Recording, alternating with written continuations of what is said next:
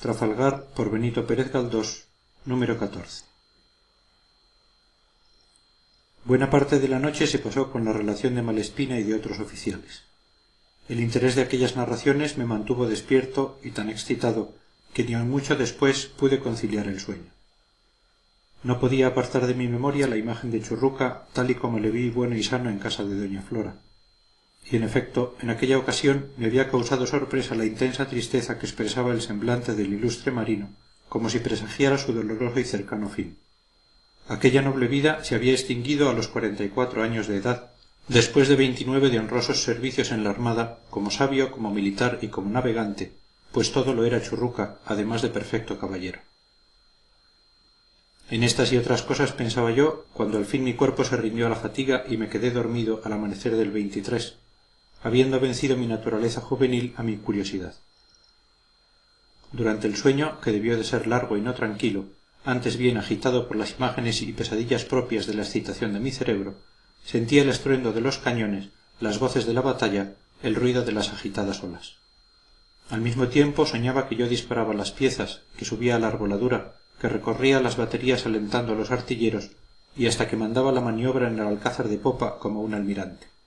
Excuso decir que en aquel reñido combate forjado dentro de mi propio cerebro derroté a todos los ingleses habidos y por haber con más facilidad que si sus barcos fueran de cartón y de miga de pan sus balas. Yo tenía bajo mi insignia como unos 1000 navíos, mayores todos que el Trinidad, y se movían a mi antojo con tanta precisión como los juguetes con que mis amigos y yo nos divertíamos en los charcos de la caleta. Mas al fin todas estas glorias se desvanecieron, lo cual, siendo como eran puramente soñadas, nada tiene de extraño cuando vemos que también las reales se desvanecen. Todo se acabó cuando abrí los ojos y advertí mi pequeñez, asociada con la magnitud de los desastres a que había asistido. Pero, cosa singular, despierto, sentí también cañonazos. Sentí el espantoso rumor de la refriega y gritos que anunciaban una gran actividad en la tripulación. Creí soñar todavía. Me incorporé en el canapé donde había dormido, atendí con todo cuidado, y en efecto un atronador grito de «¡Viva el rey!» hirió mis oídos, no dejándome duda de que el navío Santa Ana se estaba batiendo de nuevo. Salí fuera y pude hacerme cargo de la situación. El tiempo había calmado bastante. Por Barlovento se veían algunos navíos desmantelados, y 2 de ellos ingleses hacían fuego sobre el Santa Ana, que se defendía al amparo de otros 2, un español y un francés. No me explicaba aquel cambio repentino en nuestra situación de prisioneros. Miré a popa y vi nuestra bandera flotando en lugar de la inglesa. ¿Qué había pasado? O mejor, ¿qué pasaba? En el alcázar de popa estaba uno que comprendí era el general Álava, y aunque herido en varias partes de su cuerpo, mostraba fuerzas bastantes para dirigir aquel segundo combate, destinado quizá a hacer olvidar respecto al Santa Ana las aventuras del primero. Los oficiales alentaban a la marinería. Ésta cargaba y disparaba las piezas que habían quedado servibles, mientras algunos se ocupaban en custodiar, teniéndoles a raya, a los ingleses que habían sido desarmados y acorralados en el primer entrepuente. Los oficiales de esta nación, que antes eran nuestros guardianes, se habían convertido en prisioneros. Todo lo comprendí. El heroico comandante del Santa Ana, don Ignacio M. de Álava, viendo que se aproximaban algunos navíos españoles salidos de Cádiz, con objeto de represar los buques prisioneros y salvar la tripulación de los próximos a naufragar, se dirigió con lenguaje patriótico a su abatida tripulación. Esta respondió a la voz de su jefe con un supremo esfuerzo. Obligaron a rendirse a los ingleses que custodiaban el barco, enarbolaron de nuevo la bandera española, y el Santa Ana quedó libre, aunque comprometido en nueva lucha, más peligrosa quizá que la primera. Este singular atrevimiento, uno de los episodios más honrosos de la jornada de Trafalgar, se llevó a cabo en un buque desarbolado, sin timón, con la mitad de su gente muerta o herida, y el resto en una situación moral y física enteramente lamentable. Preciso fue, una vez consumado aquel acto, arrostrar sus consecuencias. 2 navíos ingleses, también muy mal parados, hacían fuego sobre el Santa Ana. Pero éste era socorrido oportunamente por el Asís, el Montañés y el Rayo, 3 de los que se retiraron con Gravina el día 21 y que habían vuelto a salir para rescatar a los apresados. Aquellos nobles inválidos trabaron nueva y desesperada lucha, quizás con más coraje que la primera, porque las heridas no restañadas avivaban la furia en el alma de los combatientes y éstos parece que riñen con más ardor porque tienen menos vida que perder. Las peripecias todas del terrible día 21 se renovaron a mis ojos. El entusiasmo era grande, pero la gente escasa, por lo cual fue preciso duplicar el esfuerzo. Sensible es que hecho tan heroico no haya ocupado en nuestra historia más que una breve página, si bien es verdad que junto al gran suceso que hoy se conoce con el nombre de combate de Trafalgar, estos episodios se achican y casi desaparecen como débiles resplandores en una horrenda noche. Entonces presencié un hecho que me hizo derramar lágrimas. No encontrando a mi amo por ninguna parte y temiendo que corriera algún peligro, bajé a la primera batería y le hallé ocupado en apuntar un cañón. Su mano trémula había recogido el botafuego de las de un marinero herido y con la debilitada vista de su ojo derecho buscaba el infeliz el punto a donde quería mandar la bala. Cuando la pieza se disparó, se volvió hacia mí, trémulo de gozo, y con voz que apenas pude entender me dijo: «Ah, ahora Paca no se reirá de mí. Entraremos triunfantes en Cádiz». En resumen, la lucha terminó felizmente porque los ingleses comprendieron la imposibilidad de represar al Santa Ana, a quien favorecían, a más de los 3 navíos indicados, otros 2 franceses y una fragata que llegaron en lo más recio de la pelea. Estábamos libres de la manera más gloriosa, pero en el punto en que concluyó aquella hazaña comenzó a verse claro el peligro en que nos encontrábamos, pues el Santa Ana debía ser remolcado hasta Cádiz a causa del mal estado de su casco. La fragata francesa Temis echó un cable y puso la proa al norte, pero qué fuerza podía tener aquel barco para remolcar otro tan pesado como el Santa Ana y que sólo podía ayudarse con las velas desgarradas que quedaban en el palo del trinquete. Los navíos que nos habían rescatado, esto es, el Rayo, el Montañés y el San Francisco de Asís, quisieron llevar más adelante su proeza y forzaron de vela para rescatar también al San Juan y al Bahama, que iban marinados por los ingleses. Nos quedamos, pues, solos, sin más amparo que el de la fragata que nos arrastraba, niño que conducía un gigante. ¿Qué sería de nosotros si los ingleses, como era de suponer, se reponían de su descalabro y volvían con nuevos refuerzos a perseguirnos? En tanto, parece que la providencia nos favorecía, pues el viento, propicio a la marcha que llevábamos, impulsaba a nuestra fragata, y tras ella, conducido amorosamente, el navío se acercaba a Cádiz. 5 leguas nos separaban del puerto. ¡Qué indecible satisfacción!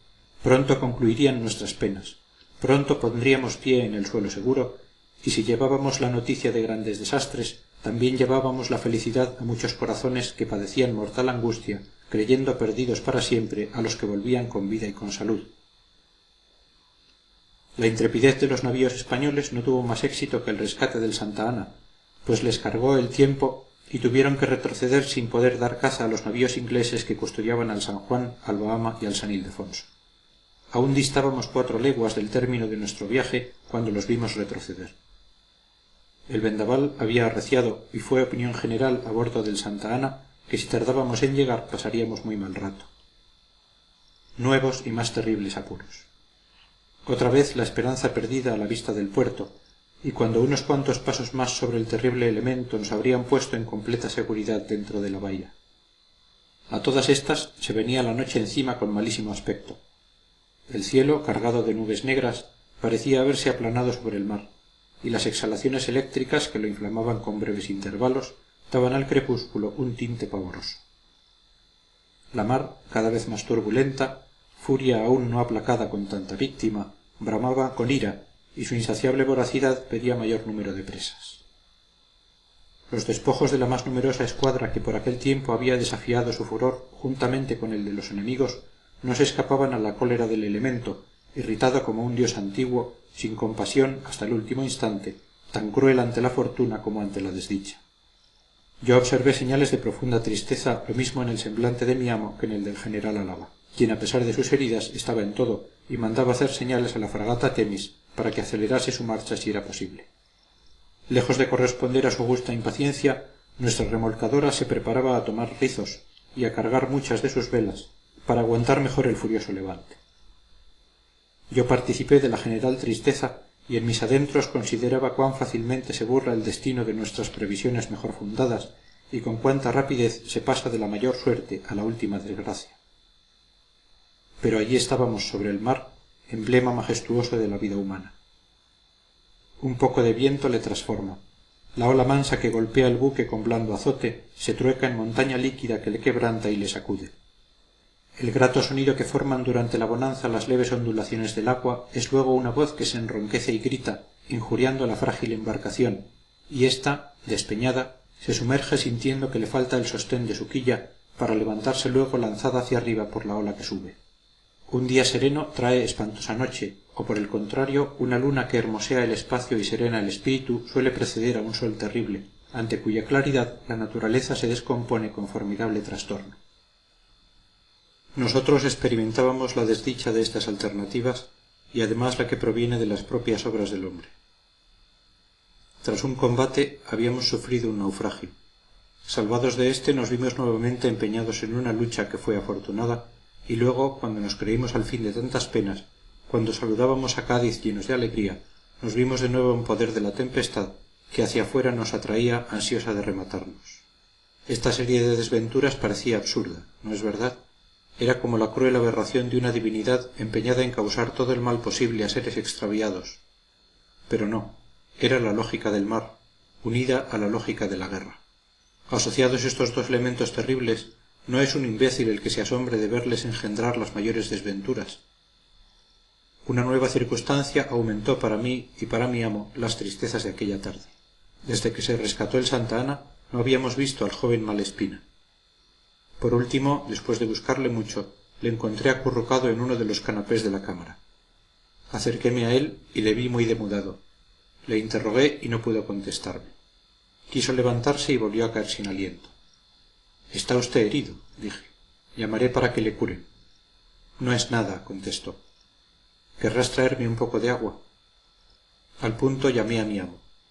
«¿Qué es eso, la herida de la mano?», preguntó éste examinando al joven. «No, es algo más», repuso don Rafael con tristeza, y señaló a su costado derecho cerca de la cintura. Luego, como si el esfuerzo empleado en mostrar su herida y en decir aquellas pocas palabras fuera excesivo para su naturaleza debilitada, y quedó sin habla ni movimiento por algún tiempo. «Oh, esto parece grave», dijo don Alonso con desaliento, «y más que grave», añadió un cirujano que había acudido a examinarle. Malespina, poseído de profunda tristeza al verse en tal estado y creyendo que no había remedio para él, ni siquiera dio cuenta de su herida y se retiró a aquel sitio donde le detuvieron sus pensamientos y sus recuerdos. Creyéndose próximo a morir, se negaba a que se le hiciera la cura. El cirujano dijo que aunque grave la herida no parecía mortal, pero añadió que si no llegábamos a Cádiz aquella noche para que fuese convenientemente asistido en tierra, la vida de aquél, así como la de otros heridos, corría gran riesgo. El Santa Ana había tenido en el combate del 97 muertos y 140 heridos. Se habían agotado los recursos de la enfermería y algunos medicamentos indispensables faltaban por completo. La desgracia de Malespina no fue la única después del rescate, y Dios quiso que otra persona para mí muy querida sufriese igual suerte. Marcial cayó herido, si bien en los primeros instantes apenas sintió dolor y abatimiento, porque su vigoroso espíritu le sostenía. No tardó, sin embargo, en bajar al sollado, diciendo que se sentía muy mal. Mi amo envió al cirujano para que se le asistiese, y éste se limitó a decir que la herida no habría tenido importancia alguna en un joven de 24 años. Medio hombre tenía más de 60. En tanto, el navío Rayo pasaba por babor y al habla. Álava mandó que se le preguntase a la fragata Temis si creía poder entrar en Cádiz, y habiendo contestado rotundamente que no, se hizo igual pregunta al Rayo, que hallándose casi ileso contaba con arribar seguramente al puerto. Entonces, reunidos varios oficiales, acordaron trasladar aquel navío al comandante Gardoqui, gravemente herido, y a otros muchos oficiales de mar y tierra, entre los cuales se contaba el novio de mi amita. Don Alonso consiguió que Marcial fuese también trasladado, en atención a que su mucha edad le agravaba considerablemente, y a mí me hizo el encargo de acompañarles como paje o enfermero, ordenándome que no me apartase ni un instante de su lado hasta que no les dejase en Cádiz o en Vejer en poder de su familia. Me dispuse a obedecer. Intenté persuadir a mi amo de que él también debía trasladarse al Rayo por ser más seguro, pero ni siquiera quiso oír tal proposición. La suerte, dijo, me ha traído a este buque, y en él estaré hasta que Dios decida si nos salvamos o no. Álava está muy mal. La mayor parte de la oficialidad se halla herida y aquí puedo prestar algunos servicios. No soy de los que abandonan el peligro. Al contrario, le busco desde el 21 y deseo encontrar ocasión de que mi presencia en la escuadra sea de provecho.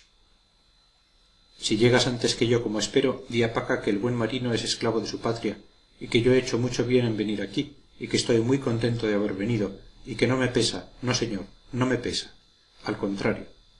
Dile que se alegrará cuando me vea y que de seguro mis compañeros me habrían echado de menos si no hubiera venido. ¿Cómo había de faltar? ¿No te parece a ti que hice bien en venir? Pues claro, eso qué duda tiene, respondí, procurando calmar su agitación, la cual era tan grande que no le dejaba ver la inconveniencia de consultar con un mísero paje cuestión tan grave. Veo que tú eres una persona razonable, añadió, sintiéndose consolado con mi aprobación. Veo que tienes miras elevadas y patrióticas. Pero Paca no ve las cosas más que por el lado de su egoísmo, y como tiene un genio tan raro, y como se le ha metido en la cabeza que las escuadras y los cañones no sirven para nada, no puede comprender que yo... En fin, sé que se pondrá furiosa cuando vuelva, pues, como no hemos ganado, dirá esto y lo otro, me volverá loco, pero quizá yo no le haré caso.